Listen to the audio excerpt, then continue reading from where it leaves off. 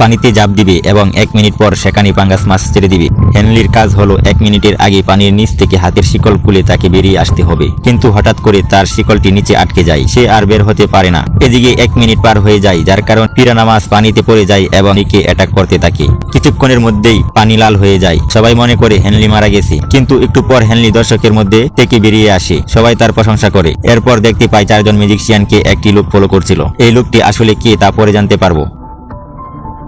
4 জন magician একটি করে card পায়, সেই কার্ডে একটি চোখের ছবি আছে আর ছবির উপর তারিখ, সময় আর জায়গার নাম লেখা আছে। 4 জন ম্যাজিশিয়ান একে একে সেই কার্ড দেওয়া জায়গায় চলে আসে। তারা রুমের দরজা খুলে কাউকে খুঁজে পায় না। তারা মেঝেতে একটি ফুল ও কাগজের টুকরো পায়, কাগজে লেখা ছিল নাও ইউ ডোন্ট। হেনলি সেই ফুলটি একটি জারে রাখে, তখনই হঠাৎ করে মেঝে থেকে ধোঁয়া বেরিয়ে আসতে থাকে। এটা দেখে সবাই অবাক হয়ে যায়। মেরিন একটা লাইটে হাত দেয়, তখন বাড়িতে বিদ্যুৎ চলে আসে এবং আলোতে একটি ব্লুপ্রিন্ট ভেসে ওঠে। তারা বুঝতে পারে এটি একটি ম্যাজিক ব্লুপ্রিন্ট। সেই ব্লুপ্রিন্টে লেখা আছে কিভাবে একটা ম্যাজিক শো করতে হয়। পরবার দেখতে ভিডিওতে লাইক করে দেন।